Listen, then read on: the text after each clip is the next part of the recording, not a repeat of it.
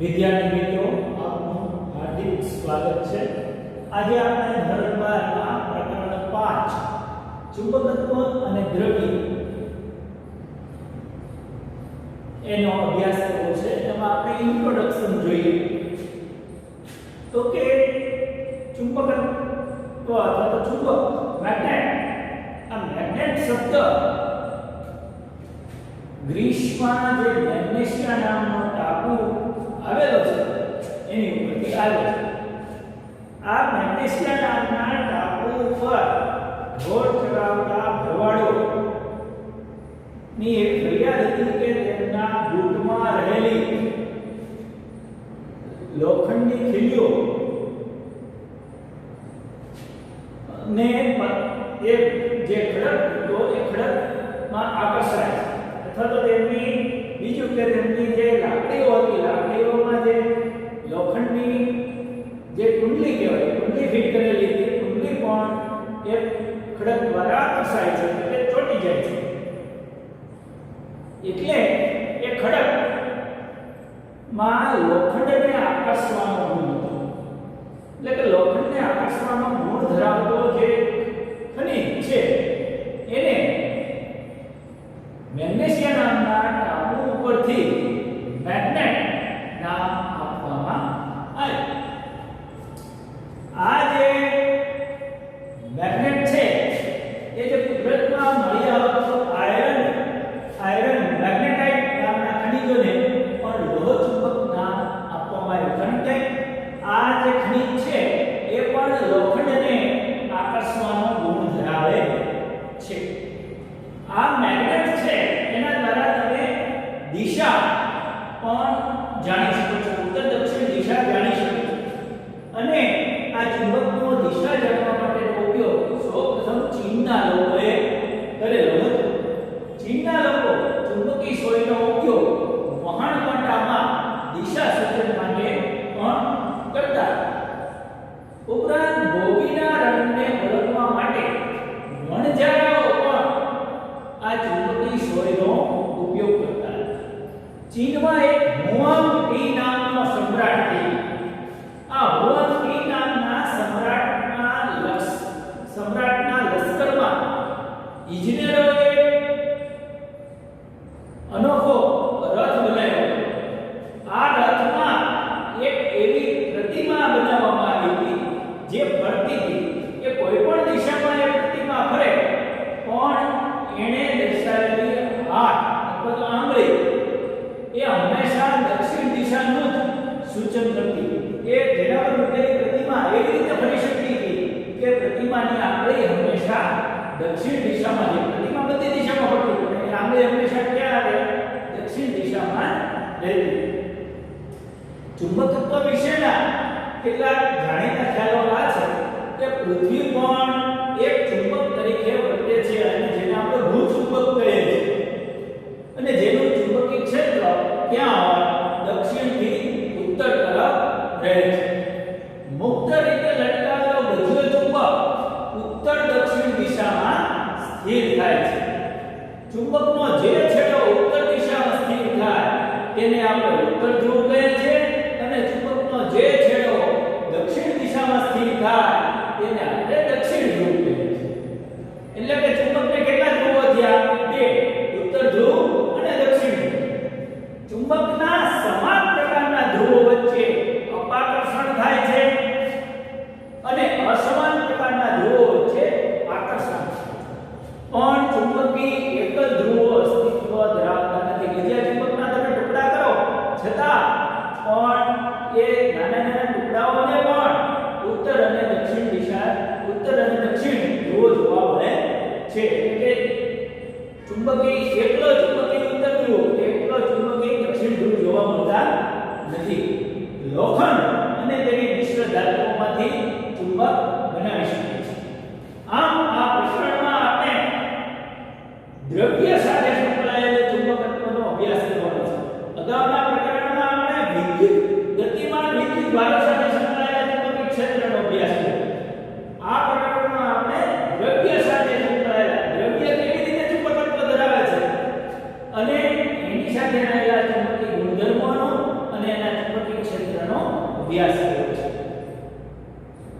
ગજિયા ચુંબક bar magnet. આ bar magnet ઉપર એક આપણે કાચ મૂકી દીધી અથવા તો એની નીચે કાગળ અને તેની ઉપર લોખંડની ભૂકી ભભરાવી અને સેજ ખડકાવવાથી તો લોખંડની ભૂકી ચોક્કસ ભાતમાં ગોઠવે છે. આ ભાતને આધારે ચુંબકીય ક્ષેત્ર રેખાઓ દર્શાવે છે. આ ભાતની આકૃતિ તમને ટેક્સ્ટબુકમાં દર્શાવેલી છે. હવે આપણે ચુંબકીય ક્ષેત્ર રેખાઓ વિશે ભણવું છે. ચુંબકીય ક્ષેત્ર રેખાઓ. ચુંબકીય ક્ષેત્ર રેખાઓની લાક્ષણિકતા. કોઈ એક ચુંબકની ચુંબકીય ક્ષેત્ર રેખાઓ અહીંયા દર્શાવે છે. ચુંબકીય ક્ષેત્ર રેખાઓ ઉત્તર ધ્રુવમાંથી નીકળે છે અને દક્ષિણ ધ્રુવમાં જાય છે. આના આધારે આપણે કહી શકીએ કે ચુંબકીય ક્ષેત્ર રેખાઓ બંધકારા છે. બીજું, ચુંબકીય ક્ષેત્ર રેખાને કોઈ પણ બિંદુએ દોરેલો સ્પર્શક એ બિંદુએ ચુંબકીય ક્ષેત્રની દિશા દર્શાવે છે. કોઈ પણ બિંદુએ તમે સ્પર્શક દોરી નાખો એ તમને ચુંબકીય ક્ષેત્રની દિશા દર્શાવે છે. એકમ ક્ષેત્રફળમાંથી પસાર થતી ચુંબકીય ક્ષેત્ર રેખાઓની સંખ્યા એ ચુંબકીય ક્ષેત્રની પ્રબળતાનો ખ્યાલ આપે છે. એટલે કે એકમ ક્ષેત્રફળમાંથી પસાર થતી ચુંબકીય ક્ષેત્ર રેખાઓની સંખ્યા મોટી હોય તો ચુંબકીય ક્ષેત્ર મોટું હોય, ચુંબકીય ક્ષેત્ર રેખાઓની સંખ્યા ઓછી હોય તો ચુંબકીય ક્ષેત્ર નાનું હોય. અને ચોથો મુદ્દો, ચુંબકીય ક્ષેત્ર રેખાઓ એકબીજાને છેદતી નથી. જો બંને ચુંબકીય ક્ષેત્ર રેખાઓ એક જ બિંદુએ છેદે તો તે બિંદુએ જુદી જુદી દિશાઓમાં ચુંબકીય ક્ષેત્રની દિશા મળે જે શક્ય નથી. આમ જો તમને ચુંબકીય ક્ષેત્ર રેખાઓની લાક્ષણિકતા જણાવો એવો પ્રશ્ન પૂછાય તો તમે 4 મુદ્દા લખી શકો. એક, ચુંબકીય ક્ષેત્ર રેખાઓ બંધગાળા રચતી નથી. ચુંબકીય ક્ષેત્ર રેખાને કોઈ પણ બિંદુએ દોરેલો સ્પર્શક તે બિંદુએ ચુંબકીય ક્ષેત્રની દિશા દર્શાવે છે. ત્રીજો મુદ્દો, એકમ ક્ષેત્રફળમાંથી પસાર થતી ચુંબકીય ક્ષેત્ર રેખાઓની સંખ્યા મોટી તો ચુંબકીય ક્ષેત્રનું મૂલ્ય મોટું. અને ચોથો મુદ્દો, ચુંબકીય ક્ષેત્ર રેખાઓ એકબીજાને છેદતી નથી. આમ 4 મુદ્દા તમે લખી શકો.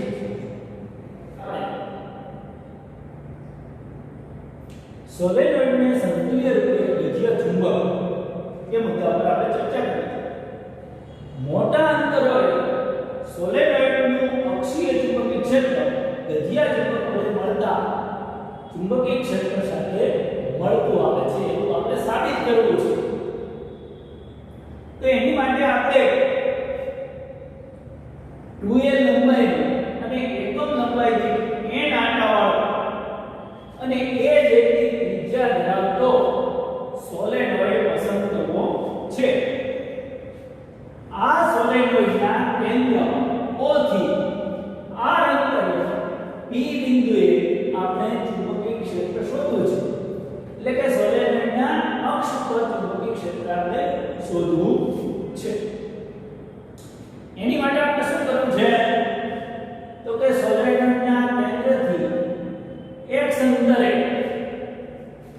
આ dx લંબાઈનો વર્તુળાકાર ખંડ આપણે પસંદ કરીએ છીએ. બરાબર, આ વર્તુળાકાર ખંડ પસંદ કરીએ છીએ. હવે આ વર્તુળાકાર ખંડ વડે ઉદ્ભવતું ચુંબકીય ક્ષેત્ર મેળવીએ અને આ વર્તુળાકાર ખંડ વડે મળતું ચુંબકીય ક્ષેત્ર મળી જાય પછી એનું આપણે સંકલન કરીને સમગ્ર સોલેનોઇડ વડે મળતું ચુંબકીય ક્ષેત્ર મેળવીશું. તો આ વર્તુળાકાર ખંડ dx માં કેટલા આંટા આવ્યા છે એ આપણે પહેલા મેળવીએ. તો આપણને ખબર છે કે એકમ લંબાઈ દીઠ આંટા બરાબર કુલ આંટા ભાગ્યા લંબાઈ. એકમ લંબાઈ દીઠ આંટા કેટલા આવ્યા છે? Small n. કુલ આંટા n લંબાઈ કેટલી છે તો કે લંબાઈ dx છે તો n બરાબર n dx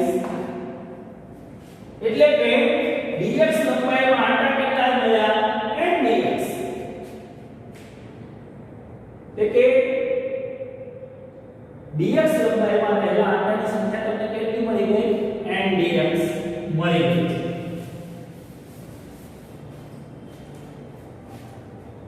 હવે આ સોલેનોઇડમાં I જેટલો વિદ્યુત પ્રવાહ વહે છે હવે આપણે સોલેનોઇડમાં અક્ષ ઉપર વહેતા અથવા તો ગુંચળામાં વર્તુળાકાર રિંગમાં વહેતા ચુંબકીય ક્ષેત્ર I વિદ્યુત પ્રવાહ ધારી વર્તુળાકાર રિંગમાં વડે ઉદ્ભવતા ચુંબકીય ક્ષેત્રનું સૂત્ર મેળવ્યું એ કેટલું હતું dB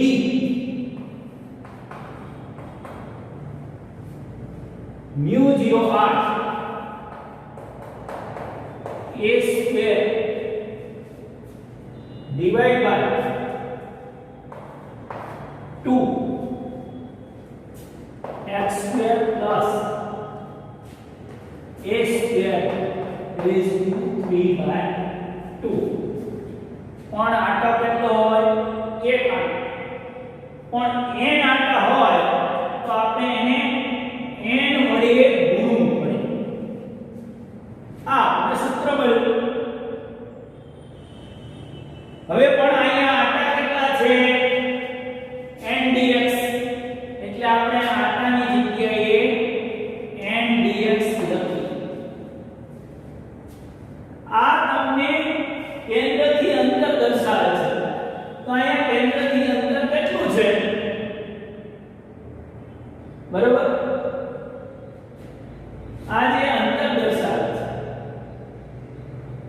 બરોબર તે કેટલું થાય r x જેટલું અંતર થાય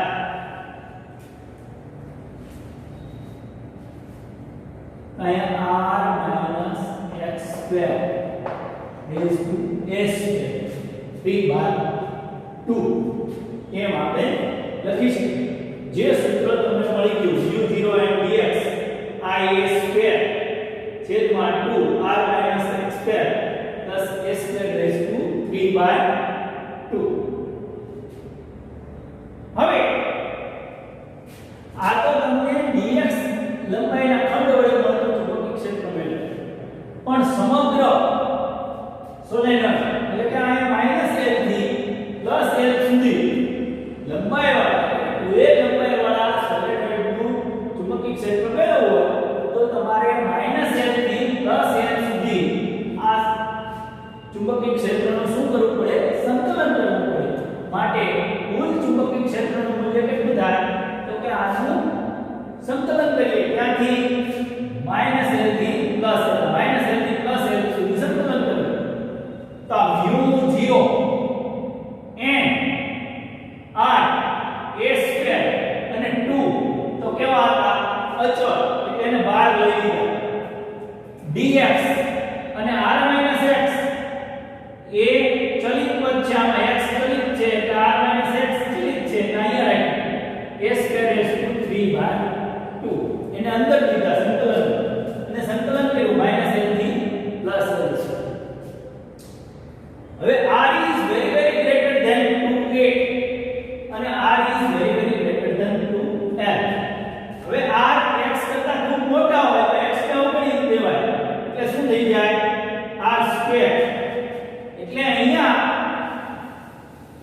આપણે જોઈએ તો આવી રીતે થાય b mu 0 n I a square divided by 2 minus l થી plus l dx r minus x square raised to a square raised to 3 by 2 હવે x ની સાથે r ની સાપેક્ષે x ને ઉમેરી શકાય એટલે x કેન્સલ થઈ ગયું હવે મોટું અંતર છે એટલે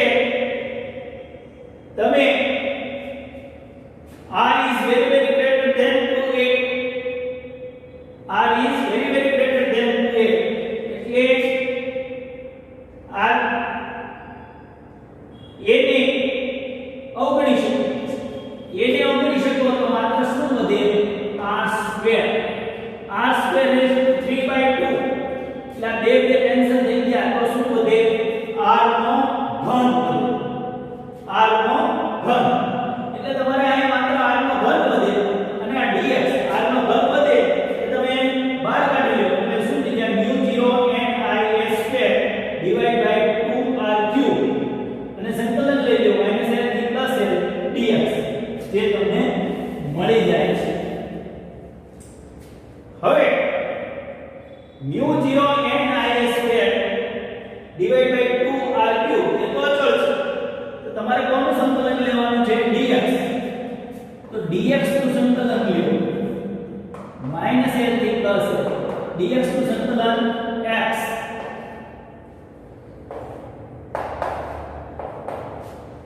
એટલે શું થયું? l માઈનસ એટલે જવાબ શું આવે? 2l. એટલે એનું સંકલન શું થઈ ગયું? આ dx નું સંકલન 2l થયું. એની કિંમત મૂકી દીધી આપણે μ0 n I a સ્ક્વેર છે. આ dx નું સંકલન કરીને 2l મૂક્યા અને છેદમાં 2r ક્યુબ તો હતા તે. હવે આપણે જાણીએ છીએ કે સોલેનોઇડની ચુંબકીય ચાર્જ માત્રા કેટલી હોય? તો કે સોલેનોઇડની ચુંબકીય ચાર્જ માત્રા આપણે ભણી ગયા કે ગૂંચળાની ચુંબકીય ચાર્જ માત્રા કેટલી? તો કે m બરાબર I. પણ n આટા હોય તો આટા એટલે કે n I a એટલે કુલ આટાની સંખ્યા, વિદ્યુત પ્રવાહ અને આડછેદનું ક્ષેત્રફળ. હવે કુલ આટાની સંખ્યા હમણે જ આપણે શીખવાડ્યું કે કુલ આટાની સંખ્યા એકમ લંબાઈ દીઠ આટા બરાબર કુલ આટા ભાગ્યા લંબાઈ. એકમ લંબાઈ દીઠ આટા n, કુલ આટા n, લંબાઈ 2l, તો n બરાબર શું થાય? n2l. તો કુલ આટાની સંખ્યા કેટલી આવી ગઈ? n2l. વિદ્યુત પ્રવાહ r, આડછેદનું ક્ષેત્રફળ a ત્રિજ્યા છે માટે આડછેદનું ક્ષેત્રફળ કેટલું થાય? Pi a square. આડછેદનું ક્ષેત્રફળ કેટલું થાય? Pi a square. એટલે m બરાબર n * 2l I pi a square એ તમને m આપે. શું આપે? m. તો અહીંયા n છે, 2l છે, I છે અને a સ્ક્વેર છે. હવે તમે આને પાઈ વડે ગુણી દો અને પાઈ વડે ભાગી નાખો તો તમને શું મળી જાય? પાઈ વડે ગુણી દો અને પાઈ વડે ભાગી દો તો તમને આ m મળી જાય. તો જો માનો કે તમે પાઈ વડે ગુણો છો અને પાઈ વડે ભાગો છો તો તમને આ મળે છે n 2l A pi a square I. બરાબર? તો જુઓ તમને શું મળ્યું? આ n મળે છે, આ 2l મળ્યું, I મળ્યું, આ પાઈ અને a સ્ક્વેર મળ્યું. પાઈ વડે ગુણ્યા પાઈ વડે ભાગ્યા. બરાબર? હવે માનો કે અહીંયા 4 પાઈ લાવો છો, 4 પાઈ તો 2 વડે ગુણો અને 2 વડે ભાગો. આ પાઈ અને 2 એટલે 2 પાઈ વડે ગુણ્યા 2 પાઈ વડે ભાગ્યા. આ સૂત્ર. તો આની જગ્યાએ આ સમગ્ર જગ્યાએ આની બરોબર તમને શું મળી જાય? 2m. એટલે આની બરોબર તમે 2m લખી નાખ્યો તો μ0 છેદમાં 4 પાઈ r ક્યુબ સૂત્ર મળી જાય. μ0 છેદમાં 4 પાઈ આની જગ્યાએ 2m લખ્યા અને r ક્યુબ તમને મળી ગયા. તો b બરાબર μ0 ઉપર 4 પાઈ 2l r ક્યુબ. આ વિદ્યા ચુંબકનું મોટા અંતરે અક્ષીય ચુંબકીય ક્ષેત્ર છે જે આપણે સાબિત કર્યું છે. તો સોલેનોઇડનું અક્ષીય ચુંબકીય ક્ષેત્ર વિદ્યા ચુંબકના ચુંબકીય ક્ષેત્રને મળતું આવે છે એવું સાબિત કરો અથવા તો સોલેનોઇડનું ચુંબકીય ક્ષેત્ર વિદ્યા ચુંબકના ચુંબકીય ક્ષેત્ર ના સૂત્ર રૂપે મેળવો એવું પૂછી શકે તો તમે આવી રીતે એનું તારવીશું. Thank you. હવે આપણે આ દૂર કરીએ. એટલે આવી રીતે આપણને તમને આ સૂત્ર ફાઇનલ મળે છે.